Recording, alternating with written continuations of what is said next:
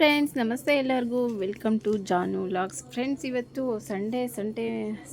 Sunday ಬೆಳಗ್ಗೆನೇ ವ್ಲಾಗ್ನ start ಮಾಡ್ಕೊಂಡಿದ್ದೀನಿ. ಸಂಡೇ ಸ್ಪೆಷಲ್ ಇವತ್ತು ನಮ್ಮ ಮನೆಯಲ್ಲಿ ನಾನ್ ವೆಜ್. ಪ್ರತಿ ಸಂಡೇನೂ ನಮ್ಮ ಮನೆಯಲ್ಲಿ ನಾನ್ ವೆಜ್ ಇದ್ದೇ ಇರುತ್ತೆ. ನಮಗಂತೂ ಅಭ್ಯಾಸ ಆಗಿಬಿಟ್ಟಿದೆ. ಸಂಡೇ ನಾನ್ ವೆಜ್ ಇರಲೇಬೇಕು. ಬೇರೆ ದಿನದಲ್ಲ ಏನು ಮಾಡಲ್ಲ, ಸಂಡೇನೇ ಮಾಡೋದು. ಇನ್ನು ಬೇರೆ ದಿನ ಅಂದರೆ ಮಧ್ಯೆ ಏನು ಮಾಡೋದಕ್ಕೆ ಹೋಗಲ್ಲ. ಸಂಡೇ ಮಾತ್ರ ನಾನ್ ವೆಜ್ ಮಾಡ್ತೀವಿ. ಮಧ್ಯೆ ಅಂದರೆ ಮೊಟ್ಟೆ ಬೇರೆ ಇರುತ್ತೆ, ಏನಾದ್ರು ಸ್ವೀಟು ಅದು ಇದು ಮಾಡ್ತಿರ್ತೀನಿ. ನಾನ್ ವೆಜ್ ಮಾಡೋದು ಸಂಡೇ ಮಾತ್ರ. ಒಂದು ಸಂಡೇ ಚಿಕನ್ನು, ಒಂದು ಸಂಡೇ ಫಿಶ್, ಒಂದು ಸಂಡೇ ಮಟನ್, ಒಂದು ಸಂಡೇ ತಲೆಕಾಲು ಆ ಥರ ತರಿಸ್ಕೊತೀನಿ. ಈ ನಡುವೆ ಮಟನ್ ತಂದಿರಲಿಲ್ಲ. ಮಟನ್ಗೆ ಬೇರೆ ಊರಿಗೆ ಹೋಗ್ಬೇಕು, ನಮ್ಮೂರಲ್ಲಿ ಸಿಕ್ಕಲ್ಲ, ಪಕ್ಕದ ಊರಿಗೆ ಹೋಗಬೇಕು. ಅದಕ್ಕೋಸ್ಕರ ಸ್ವಲ್ಪ ಅಯ್ಯೋ ಆ ಊರಿಗೆ ಹೋಗಿ ತರಬೇಕಲ್ಲ ಅಂತ ಸುಮ್ಮನಾಗೋದು. ಅದರಲ್ಲೂ ಮಟನ್ ರೇಟ್ ಕೇಳಿಬಿಟ್ರೆ ಮಟನ್ ತಂದು ತಿನ್ನೋದೇ ಬೇಡ ಅನಿಸ್ಬಿಡುತ್ತೆ. ಅಷ್ಟೊಂದು ರೇಟ್ ಆಗಿಬಿಟ್ಟಿದೆ ಮಟನ್ ಅಂತೂ. ಯುಗಾದಿ ಹೋದ್ಮೇಲೆ 900 ರೂಪಾಯಿ ಆಗಿತ್ತು. ಅಂದರೆ ಆಗೆಲ್ಲ ಜಾತ್ರೆ ಊರ ಹಬ್ಬ ಅಂತ ಮಾಡ್ತಿರ್ತಾರಲ್ವ, ಆಗ 900 ರೂಪಾಯಿ ಆಗಿತ್ತು. ಇವತ್ತು 850 ಅಂತೆ. ಇಷ್ಟೊಂದು ರೇಟ್ ತಂದು 1 kg ತೊಗೊಂಬಂದರೆ ನಮ್ಮ ಮನೇಲಿ 3 ಜನ ಇದ್ದೀವಿ. 3 ಜನಕ್ಕೆ 2 ಸಾರಿ ಊಟ ಮಾಡಿದ್ರೆ ಅದು ಸಾಲೋದೇ ಇಲ್ಲ. ಅಷ್ಟು ದುಡ್ಡು ಕೊಡ್ತಂದ್ರೂ ಒಂದು ಟೈಮ್ಗೇನೋ ಆರಾಮಾಗಿ ತಿನ್ಬೋದು. ಇನ್ನೊಂದು ಟೈಮ್ ನೈಟ್ ಊಟಕ್ಕೆ ಅಂದರೆ ಶಾರ್ಟೇಜ್ ಆಗಿಬಿಡುತ್ತೆ. ಇಷ್ಟಕ್ಕೆಲ್ಲ ಅಷ್ಟು ದುಡ್ಡು ಕೊಟ್ಟು ತರಬೇಕು ಅಂತ ಹೊಟ್ಟೆ ಉರಿಯುತ್ತೆ. ಆದರೆ ಏನು ಮಾಡೋದಕ್ಕಾಗಲ್ಲ, ತಿಂದು ಅಭ್ಯಾಸ ಆಗಿಬಿಟ್ಟಿದೆಯಲ್ಲ, ಅದು ತಿನ್ನಲೇಬೇಕು, ಎಷ್ಟಾದರೂ ಆಗಲಿ ತಿನ್ನಲೇಬೇಕು ಅಂತ ಅನಿಸ್ತಾ ಇರುತ್ತೆ. ನನಗಂತೂ 2 ವಾರ ಚಿಕನ್ನೇ ತಿಂದುಬಿಟ್ರೆ 3ನೇ ವಾರಗಂತೂ ಮಟನ್ನು ನನಗೆ ಅದು ಮನಸ್ಸು ಆ ಕಡೆನೇ ಇರುತ್ತೆ. ಮಟನ್ ಸಾಂಬಾರು ಅಂತ ನನಗೆ. ನಾನು ಒಂದೊಂದು ಸಾರಿ ಮಟನ್ ನಮ್ಮ ಮನೇಲಿ ತೊಗೊಂಬರ್ತೀನಿ ಅಂದರೂ ಬೇಡ ಅಂತ ಅಂದ್ಬಿಡ್ತೀನಿ ರೇಟ್ ಕೇಳಿಬಿಟ್ಟು. ಏನೋ ತುಂಬ ಜಾಸ್ತಿ ತಿನ್ನಬೇಕು ಅನಿಸಿದಾಗ ತರಿಸ್ಕೊತೀವಿ ಮಟನ್ನು. ಇವತ್ತು ಹಂಗಾಗಿ ಮಟನ್ ತಂದಿದ್ರು, ಅದಕ್ಕೆಲ್ಲ ಮಸಾಲೆನ ರೆಡಿ ಮಾಡ್ಕೊತಾ ಇದ್ದೀನಿ. ಕಾಫಿ ಎಲ್ಲ ಆಯಿತು. ಇನ್ನು ಟಿಫನ್ ಏನೂ ಇಲ್ಲ, ಒಂದೇ ಸಾರಿ ನಾನು ಬೆಳಗ್ಗೆನೇ ಮಾಡಿಬಿಡ್ತೀನಿ. ಬೆಳಗ್ಗೆನೇ ಅಂದರೆ ನಾನು ಅಡುಗೆ ಎಲ್ಲ ಮಾಡೋಷ್ಟರಲ್ಲಿ 11 ಗಂಟೆ ಮೇಲೆ ಆಗುತ್ತೆ. ಆಗ ನಿಧಾನವಾಗಿ ಅಡುಗೆ ಎಲ್ಲ ಮಾಡಿ, ಸಂಡೇ ಅಲ್ವಾ ಇವತ್ತು, ಕಾಲೇಜ್ ಏನೂ ಇರಲ್ಲ ರಕ್ಷೆಗೆ. ಹಾಗಾಗಿ ನಿಧಾನವಾಗಿ ಇವತ್ತು ರಿಲ್ಯಾಕ್ಸಾಗಿ ಮಾಡೋಣ ಅಂತ ನಿಧಾನವಾಗಿ ಮಾಡಿಕೊಂಡು ಕೆಲಸ ಎಲ್ಲ ನಿಧಾನವಾಗಿ ಮಾಡಿಕೊಂಡು ಲೇಟಾಗೆ ಅಡುಗೆ ಮಾಡಿ ಊಟನ ಮಾಡ್ತೀವಿ. ಒಂದೊಂದು ದಿನ ಅಂತೂ 12 ಗಂಟೆನೇ ಆಗಿಬಿಡುತ್ತೆ. ಅಷ್ಟು ಲೇಟಾಗಿ ಮಾಡಿ ಟಿಫನ್ ಏನು ಮಾಡಲ್ಲ, ಒಂದೇ ಸಾರಿ ಊಟನ ಮಾಡ್ಕೊತೀವಿ. ಅದಕ್ಕೆ ಎಲ್ಲ ಮಸಾಲೆಯನ್ನೆಲ್ಲ ರೆಡಿ ಮಾಡ್ಕೊತಾ ಇದ್ದೀನಿ. ನಮ್ಮನೆಯಲ್ಲಿ ಕೋಳಿ ಇದೆ, ನಾಟಿ ಕೋಳಿ. ಆದರೆ ನಮ್ಮನೇಲಿ ನಾಟಿ ಕೋಳಿ ಯಾರೂ ಇಷ್ಟಪಡಲ್ಲ, ನನಗೂ ಇಷ್ಟ ಆಗಲ್ಲ. ಯಾಕೆಂದರೆ ನಾವೇ ಅದನ್ನೆಲ್ಲ ಸಾಕಿರ್ತೀವಲ್ವ, ಹಾಗಾಗಿ ನಾವೇ ಅದನ್ನು ತಿನ್ನೋದಕ್ಕೆ ಇಷ್ಟ ಆಗಲ್ಲ. ಹಾಗಾಗಿ ನಾವು ನಾಟಿ ಕೋಳಿ ಸಾರು ಮಾಡೋದೇ ಇಲ್ಲ. ಅದರಲ್ಲೂ ಅದು ಗಟ್ಟಿ ಅಂತ ನಮ್ಮನೇಲಿ ಯಾರಿಗೂ ಇಷ್ಟ ಆಗೋದಿಲ್ಲ. ಮತ್ತು ಸಾಕಿರೋದಲ್ವ ಅಂತ ಅದನ್ನು ನಾವು ಮಾಡೋದು ಇಲ್ಲ. ಇನ್ನು ನಾಟಿ ಕೋಳಿ ಮೇಯಿಸ್ಬಿಟ್ಟು ಅದನ್ನು ಸೇಲ್ ಮಾಡ್ಕೊತೀವಿ. ತುಂಬಾ ಡಿಮ್ಯಾಂಡ್ ಇದೆ ನಾಟಿ ಮೊಟ್ಟೆ, ನಾಟಿ ಕೋಳಿಗೆ ತುಂಬಾ ಡಿಮ್ಯಾಂಡ್ ಇದೆ. ನಾಟಿ ಕೋಳಿನೂ ಅಷ್ಟೇ, ಕೆಜಿ ಈಗ ನಾವು ಮನೆಯಲ್ಲೇ ಕೊಟ್ಟರೆ 600 ರೂಪಾಯಿ ಹಂಗೆ ಕೆಜಿ ಲೆಕ್ಕವಾಗಿ ಕೊಡ್ತೀವಿ. 1 kg ನಾಟಿ ಕೋಳಿ 600 ರೂಪಾಯಿ ಥರ. ಇನ್ನು ಚಿಕನ್ ಅಂಗಡಿಯಲ್ಲೆಲ್ಲ ಹೋದರೆ ಇನ್ನೂ ಜಾಸ್ತಿ ತೊಗೊತಾರೆ ಅವರು. ಒಂದು 3/4 kgಗೆ 700-800 ರೂಪಾಯಿ ಆ ಥರ ತೊಗೊತಾರಂತೆ. ನಾನು ಒಂದ್ಸರಿ ನಮ್ಮ ಊರಿಗೆ ಹೋಗಿದ್ದಾಗ ನಮ್ಮಮ್ಮ ಅದು ಬಾಯ್ಲರ್ ಕೋಳಿ ತಿನ್ನಲ್ಲ ಅಂತ ನಾಟಿ ಕೋಳಿ ತೊಗೊಂಬಂದಿದ್ರು. ಒಂದು ಅರ್ಧ kgಗೂ ಸ್ವಲ್ಪ ಜಾಸ್ತಿ ಇತ್ತು. ಅದು 700 ರೂಪಾಯಿ ಅಂತ ಏನೋ ಹೇಳ್ತಾಯಿದ್ರು. ದುಬಾರಿ ಕಾಲ, ಏನು ಮಾಡೋದಕ್ಕಾಗಲ್ಲ. ಈಗಂತೂ ಮನೆಯಲ್ಲಿ ಎಷ್ಟು ಜನ ದುಡಿದ್ರೂ ಸಾಲಲ್ಲ, ಮನೆ ಮಂದಿ ಎಲ್ಲ ದುಡಿದ್ರೂ ಆಗಲ್ಲ ಆ ಥರ. ಹಳೆ ಕಾಲದಲ್ಲಂತೂ ಎಲ್ಲರೂ ಮನೇಲಿ ಇರ್ತಿದ್ರು, ಯಾರೋ ಮನೇಲಿ ದೊಡ್ಡವರೊಬ್ಬರು ದುಡ್ಕೊಂಬಂದು ಹಾಕ್ತಿದ್ರು. ಈಗಂತೂ ಮನೆ ಮಂದಿ ಎಲ್ಲ ದುಡಿದ್ರೂ ಸಾಕಾಗಲ್ಲ, ಅಂಥ ಕಾಲ ಬಂದ್ಬಿಡ್ತು. ಏನು ಮಾಡೋದಕ್ಕಾಗಲ್ಲ. ಇನ್ನೂ ಎಷ್ಟು ದುಬಾರಿ ಕಾಲ ಬರುತ್ತೋ ಏನೋ ಗೊತ್ತಿಲ್ಲ. ಅದೇ ದುಬಾರಿ ಕಾಲ ಆದಂಗೆಲ್ಲ ಸಂಪಾದನೆಯೂ ಅದೇ ಥರ ಆಗ್ತಾ ಇರುತ್ತಲ್ವ. ಎಲ್ಲ ರೇಟ್ ಜಾಸ್ತಿ ಆಗೋ ಥರನೇ ಸಂಪಾದನೆಯೂ ಅದೇ ಥರ ಜಾಸ್ತಿ ಆಗ್ತಾ ಇರುತ್ತೆ. ಅದಕ್ಕೂ ಈಕ್ವಲ್ ಆಗುತ್ತೆ. ಆದರೂ ಸ್ವಲ್ಪ ಮಿಡಿಲ್ ಕ್ಲಾಸ್ ಫ್ಯಾಮಿಲಿ ಎಲ್ಲ ಸ್ವಲ್ಪ ಜೀವನ ಮಾಡೋದಂತೂ ಈ ಕಾಲದಲ್ಲಿ ಸ್ವಲ್ಪ ಕಷ್ಟನೇ ಅಂತಲೇ ಹೇಳ್ಬೋದು.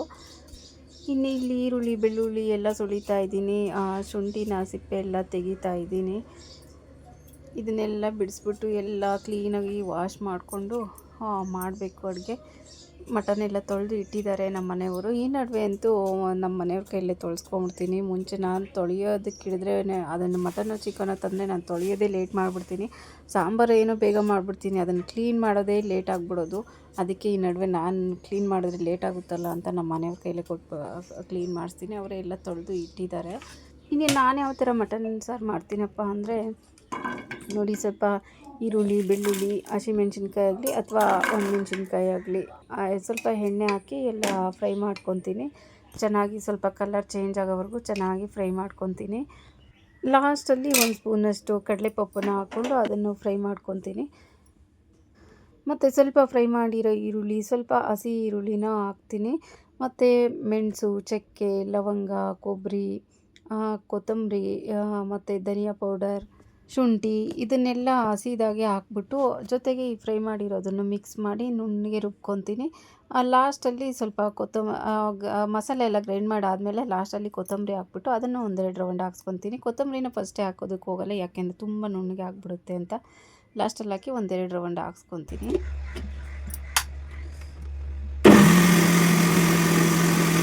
ಮಸಾಲೆ ರೆಡಿ ಆಯಿತು. ಈಗ ಸ್ಟವ್ ಮೇಲೆ ಕುಕ್ಕರ್ ಇಟ್ಟಿದ್ದೀನಿ. ಕುಕ್ಕರ್ಗೆ ಒಂದು 3-4 ಸ್ಪೂನು ಎಣ್ಣೆನ ಹಾಕ್ತಾಯಿದ್ದೀನಿ ಸ್ಟವ್ ಹಚ್ಬಿಟ್ಟು.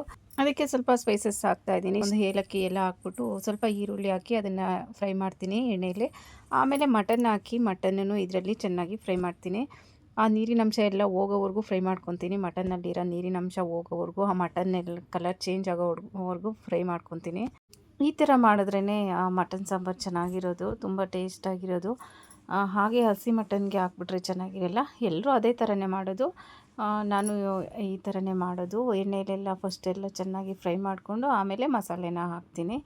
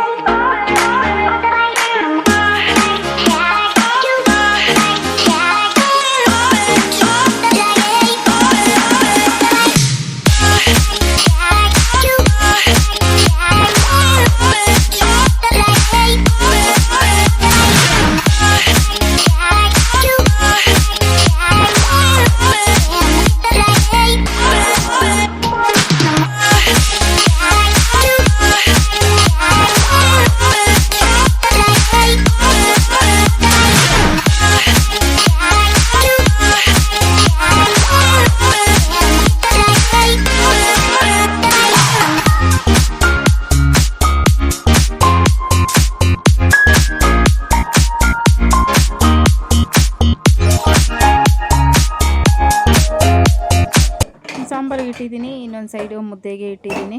ಇನ್ನು ಮುದ್ದೆ ಮಾಡಿಕೊಂಡು ರೈಸ್ಗೆ ಇಟ್ಟರೆ ನಾನು ಮುದ್ದೆ ಮಾಡೋಷ್ಟರಲ್ಲಿ ಅನ್ನನೂ ರೆಡಿ ಆಗುತ್ತೆ. ನಮ್ಮ ಮನೆಯಲ್ಲಿ ನಾನ್ ವೆಜ್ಗೆ ಚಪಾತಿ, ಪೂರಿ, ಪರೋಟ ಆ ಥರ ಏನೂ ಇಲ್ಲ. ಚಿಕನ್ ಆಗಲಿ ಮಟನ್ ಆಗಲಿ ನಮಗೆ ಮುದ್ದೆ ಕಂಪಲ್ಸರಿ ಇರಲೇಬೇಕು. ನಾನ್ ವೆಜ್ ಜೊತೆ ಮುದ್ದೆನೇ ಮಾಡೋದು. ಅದಕ್ಕೆ ಮುದ್ದೆನೂ ಮಾಡ್ತಾಯಿದ್ದೀನಿ. ನಾನ್ ವೆಜ್ಗೆ ಬೆಳಗ್ಗೆ ನೈಟಿಗೆ 2 ಟೈಮು ಮುದ್ದೆ ಕೊಟ್ಟರು ತಿಂತಾರೆ ನಮ್ಮ ಮನೇಲಿ. ನಾವು ತಿಂತೀವಿ ನಾನ್ ವೆಜ್ಗೆ ಮುದ್ದೆನೇ. ಇನ್ನು ಈಗ ಲೇಟಾಗಿ ಊಟ ಮಾಡ್ತೀವಲ್ವ, ಮಧ್ಯಾಹ್ನ ಯಾರೂ ಮಾಡಲ್ಲ, ಮತ್ತು ರಾತ್ರಿಗೆ ಊಟ ಮಾಡೋದು. ಮತ್ತು ಈಗ ಲೇಟಾಗಿ ತಿನ್ನೋದ್ರಿಂದ ಮಧ್ಯಾಹ್ನ ಏನು ಊಟ ಏನು ಮಾಡಲ್ಲ. ಮತ್ತು ಏನಾದರೂ ಸ್ನ್ಯಾಕ್ಸು ಅಥವಾ ತಿನ್ನಬೇಕಿದ್ರೆ ತಿಂತಾರೆ ಅಷ್ಟೇ. ಇನ್ನು ಮುದ್ದೆ ಮಾಡಿಟ್ಟು ಅನ್ನಕ್ಕೆ ಇಡ್ತಾಯಿದ್ದೀನಿ. ಮುದ್ದೆ ಹಾಟ್ ಬಾಕ್ಸ್ಗೆ ಹಾಕ್ಬಿಡ್ತೀನಿ, ಹಂಗಾಗಿ ಬಿಸಿ ಬಿಸಿ ಇರುತ್ತೆ. ಈಗ ಅನ್ನಕ್ಕೆ ಇಡ್ತೀನಿ. ಅನ್ನ ಆಗೋಷ್ಟರಲ್ಲಿ ಸಾಂಬಾರನ್ನು ಎಲ್ಲ ರೆಡಿ ಆಗಿರುತ್ತೆ. ಏನು ಕೆಲಸ ತಪ್ಪಿದ್ರು ಅಡುಗೆ ಮಾಡೋದಂತೂ ನಮಗಂತೂ ತಪ್ಪೋದೇ ಇಲ್ಲ. ಅಡುಗೆ ಮಾಡೋದು, ಪಾತ್ರೆ ತೊಳೆಯೋದು, ಬಟ್ಟೆ ಒಗೆಯೋದು, ನಮಗಂತೂ ಈ ಕೆಲಸ ತಪ್ಪೋದೇ ಇಲ್ಲ. ಪ್ರತಿನಿತ್ಯ ಇದು ಇದ್ದೇ ಇರುತ್ತೆ. ನಮಗಂತೂ ಮಾಡಿ ಮಾಡಿ ಬೇಜಾರಾಗ್ಬಿಟ್ಟಿದೆ. ಏನು ಮಾಡೋಕ್ಕಾಗಲ್ಲ, ಯಾರನ್ನೂ ಕೇಳೋದಕ್ಕಾಗಲ್ಲ, ವಿಧಿ ಇಲ್ಲ, ಮಾಡಲೇಬೇಕು. ಹಂಗಾಗಿ ಮಾಡ್ತಾಯಿದ್ದೀನಿ. ಯಾರಿಗೆಲ್ಲ ಅಡುಗೆ ಮಾಡೋದು, ಪಾತ್ರೆ ತೊಳೆಯೋದು, ಬಟ್ಟೆ ಒಗೆಯೋದು, ಈ ಕೆಲಸ ಎಲ್ಲ ಮಾಡಿ ಮಾಡಿ ಬೇಜಾರಾಗ್ಬಿಟ್ಟಿದೆ, ನಿಮಗೂ ನಂತರ ಅಂತ ಕಮೆಂಟಲ್ಲಿ ಹೇಳಿ. ಯಾರಿಗಾದ್ರೂ ಈ ಥರ ಬೇಜಾರಾಗಿದ್ದರೆ, ನನಗಂತೂ ಬೇಜಾರಾಗ್ಬಿಟ್ಟಿದೆ. ನೋಡಿ, ರೈಸು ಮುದ್ದೆ ಎಲ್ಲ ಆಗೋಷ್ಟರಲ್ಲಿ ಸಾಂಬಾರು ಆಗಿದೆ. ಫ್ರೆಂಡ್ಸ್, ನಾನು ಇದನ್ನು ಒಂದು 6-7 ವಿಸಿಲ್ ಹಾಕ್ಸ್ಕೊತೀನಿ. ಮಟನ್ ಸಾಂಬಾರು 6-7 ವಿಸಿಲ್ ಹಾಕ್ಸ್ಕೊತೀನಿ. ಸ್ವಲ್ಪ ಎಳೆದಾಗಿದ್ದರೆ ಒಂದು 4-5 ವಿಸಿಲು ಮಟನ್ ಸಾಂಬಾರು ಅಷ್ಟು ಹಾಕಲೇಬೇಕು, ಅಷ್ಟು ವಿಷಲನ್ನ ಹಾಕ್ಸ್ಕೊಳ್ಳೇಬೇಕು. ಅದು ಮೂಳೆನ ಮುಟ್ಟಿದ ತಕ್ಷಣ ಪೀಸೆಲ್ಲ ಅದರಿಂದ ಪೀಸೆಲ್ಲ ಬಿಡಬೇಕು ಮೂಳೆಯಿಂದ. ಆ ಥರ ಬೆಂದ್ರೇ ಇದು ಟೇಸ್ಟಾಗಿರೋದು ಮಟನ್ ಸಾಂಬಾರು. ಸ್ವಲ್ಪ ಆ ಥರ ಗಟ್ಟಿ ಗಟ್ಟಿ ಬೇಯಿಸ್ಕೊಂಬಿಟ್ರೆ ಅಲ್ಲಲ್ಲೆಲ್ಲ ಕಿತ್ಕೊಂಡು ತಿನ್ನೋಕ್ಕೆ ಅಷ್ಟೊಂದು ಚೆನ್ನಾಗಿರಲ್ಲ, ಅಲ್ಲೆಲ್ಲ ನೋವು ಬಂದುತ್ತೆ. ನೋಡಿ, ಮುಟ್ಟಿದ ತಕ್ಷಣ ಎಷ್ಟು ಸಾಫ್ಟಾಗಿ ಹೆಂಗಿದೆ ಅಂತ. ಆ ಥರ ಬೆಂದ್ರೇ ಟೇಸ್ಟಾಗಿರೋದು ಮಟನ್ ಸಾಂಬಾರು. ಇನ್ನು ಕ್ಯಾಪ್ ತೆಗ್ದಾದ್ಮೇಲೆ ಸ್ವಲ್ಪ ಸ್ಟವ್ ಮೇಲೆ ಇಟ್ಟು ಕುದಿಸ್ಕೊತೀನಿ. ಲಾಸ್ಟಲ್ಲಿ ಸ್ವಲ್ಪ ಕೊತ್ತಂಬರಿನ ಹಾಕ್ಬಿಟ್ಟು ಸ್ವಲ್ಪ ಕುದಿಸ್ಕೊತೀನಿ. ಇನ್ನು ದೃಷ್ಟಿನೂ ತೆಗಿಬೇಕು ನಾನು. ನಮ್ಮ ಮನೇಲಿ ನಾವು ದೃಷ್ಟಿನೂ ತೆಗಿತೀವಿ. ಒಂದು ಪೀಸ್ ಎತ್ಕೊಂಡು ಸ್ವಲ್ಪ ಸಾಂಬಾರು ಎತ್ಕೊಂಡು ಆ ಕಡೆ ಈ ಕಡೆ ಎಳೆ ತೆಗೆದು ಆ ಕಣ್ಣು ಈ ಕಣ್ಣು ಅಂತ ಎಲ್ಲ ಹೇಳ್ಬಿಟ್ಟು 3 ಸಾರಿ ದೃಷ್ಟಿ ತೆಗೆದ್ಬಿಟ್ಟು ಮತ್ತು ಆಚೆ ಹಾಕ್ತೀವಿ ಅದನ್ನು. ದೃಷ್ಟಿ ತೆಗಿದೆ ಅಂತೂ ನಾನ್ ವೆಜ್ ನಾವು ತಿನ್ನೋದೇ ಇಲ್ಲ ಫಸ್ಟಿಂದ ಅಷ್ಟೇ. ನಮ್ಮಮ್ಮ ಅದೇ ಥರನೇ ನಾನು ಹಾಗೆ ಮಾಡ್ತೀನಿ. ಈಗ ನಮ್ಮಮ್ಮ ಹೇಳ್ತಾರೆ, ಏನಾದರೂ ಸಂಡೇ ಏನಾದರೂ ಆ ಟೈಮ್ಗೆ ಫೋನ್ ಮಾಡಿದ್ರೆ ನಾವು ನಾನ್ ವೆಜ್ ಮಾಡ್ತಾಯಿದ್ದೀವಿ ಅಂದರೆ ದೃಷ್ಟಿ ತೆಗಿ ಫಸ್ಟು ಅಂತ ಹೇಳ್ತಾರೆ. ನನಗೂ ಅದೇ ಅಭ್ಯಾಸ ಆಗಿಬಿಟ್ಟಿದೆ. ದೃಷ್ಟಿ ತೆಗೆದ್ಬಿಟ್ಟೆ ಸ್ವಲ್ಪ ಆಚೆ ಹಾಕ್ಬಿಟ್ಟು ಆಮೇಲೆ ನಾವು ಊಟ ಮಾಡೋದು. ನೋಡಿ ಕುದಿಸ್ತಾ ಇದ್ದೀನಿ, ಮತ್ತು ಸ್ವಲ್ಪ ಕೊತ್ತಂಬರಿ ಹಾಕಿ ಕುದಿಸಿದ್ರೆ ಸಾಂಬಾರು ರೆಡಿ ಆಯಿತು. ಇನ್ನು ಊಟ ಮಾಡೋದೆ. ನೋಡಿ ಈ ಥರ ದೃಷ್ಟಿ ತೆಗಿಯೋದು, ಈಗ ತೆಗಿತೀನಿ ನೋಡಿ ಆ ಥರ.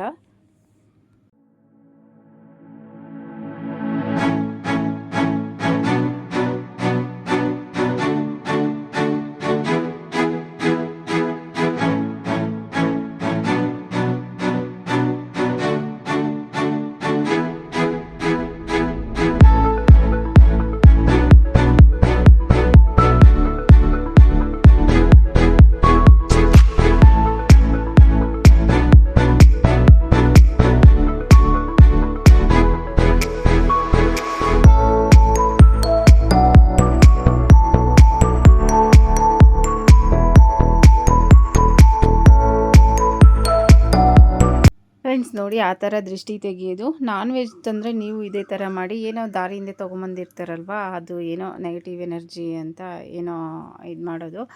ಎಲ್ಲದಕ್ಕೂ ಒಳ್ಳೆಯದಲ್ವ ಆ ಥರ ಮಾಡೋದು. ಏನೋ ದೃಷ್ಟಿ ಥರ ಆಗಲ್ಲ ಅಂತ ಎಲ್ಲ ಹೇಳ್ತಾರೆ. ಅದಕ್ಕೋಸ್ಕರ ನಾನು ಅದೇ ಥರ ಮಾಡ್ತೀನಿ. ಇನ್ನು ಸೌತೆಕಾಯಿ ಅಂತೂ ಖಾಲಿ ಆಗಿಬಿಟ್ಟಿತ್ತು. ಒಂದೇ ಒಂದಿತ್ತು ಚಿಕ್ಕ ಸೌತೆಕಾಯಿ ಮೊನ್ನೆ ತೊಗೊಂಡಿದ್ದು. ಇನ್ನು ನಾನ್ ವೆಜ್ಗೆ ಸೌತೆಕಾಯಿ ಈರುಳ್ಳಿ ಇಲ್ಲ ಅಂದರೆ ನಾನ್ ವೆಜ್ ಊಟ ಎಲ್ಲಿ ಕಂಪ್ಲೀಟ್ ಆಗುತ್ತೆ ಹೇಳಿ. ಅದ್ರ ಜೊತೆ ಇದು ಇರಲೇಬೇಕಲ್ವ, ಸೌತೆಕಾಯಿ ಮತ್ತು ಈರುಳ್ಳಿ.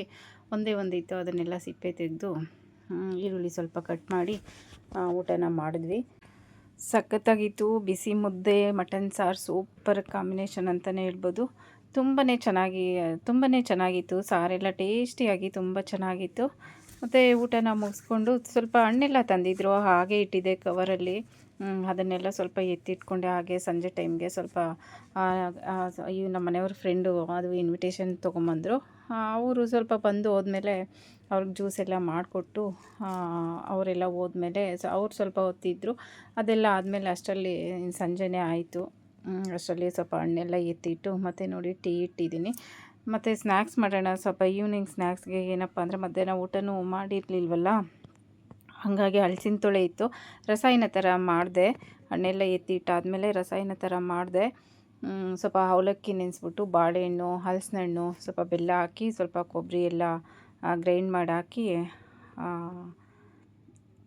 ರಸಾಯನ ಮಾಡಿದೆ. ಅದು ಸ್ವಲ್ಪ ತಿನ್ಕೊಂಡ್ರು. ಮತ್ತು ರಾತ್ರಿಗೆ ಮುದ್ದೇನು ಮಾಡೋಕ್ಕೆ ಹೋಗಲಿಲ್ಲ. ರೈಸ್ ಇತ್ತು ಸ್ವಲ್ಪ, ಬೆಳಗ್ಗೆ ಮಾಡಿದ್ದು ಖಾಲಿನೇ ಆಗಿರಲಿಲ್ಲ. ಸ್ನ್ಯಾಕ್ಸ್ ಬೇರೆ ತಿಂದಿದ್ರಲ್ಲ, ಒಂಥರ ಹೆವಿ ಅನಿಸ್ತಿತ್ತು. ಅದಕ್ಕೆ ಅದೇ ಅನ್ನನ ಸ್ವಲ್ಪ ಬಿಸಿ ಮಾಡಿಬಿಟ್ಟು ಸಾಂಬಾರೆಲ್ಲ ಇತ್ತು, ಆ ಸಾಂಬಾರು ಹಾಕ್ಕೊಂಡು ತಿಂದ್ವಿ. ಸ್ವಲ್ಪ ಬಾಳೆಹಣ್ಣು, ಡ್ರ್ಯಾಗನ್ ಫ್ರೂಟ್ ಮತ್ತು ಮಾವಿನ ಹಣ್ಣು ಮತ್ತು ಏನಪ್ಪ ಬ್ಲೂಬೆರಿ, ಇದು ಏನದು ನೇರಳೆ ಹಣ್ಣು ಎಲ್ಲ ತಂದಿದ್ರು, ಕಡಲೆಕಾಯಿ ಎಲ್ಲ ತಂದಿದ್ರು. ಅದನ್ನೆಲ್ಲ ಸ್ವಲ್ಪ ಎತ್ತಿಟ್ಬಿಟ್ಟು ಫ್ರಿಜ್ಜಲ್ಲಿ ಇಟ್ಬಿಟ್ಟೆ. ಕಡಲೆಕಾಯಿ ಸದ್ಯಕ್ಕೆ ತಿನ್ನಲ್ಲ, ಈ 3-4 ಡೇಸ್ ಏನು ತಿನ್ನೋಕ್ಕೆ ಹೋಗಲ್ಲ, ಇದೆಲ್ಲ ಫ್ರೂಟ್ಸ್ ಎಲ್ಲ ಖಾಲಿ ಆಗಲಿ ಅಂತ.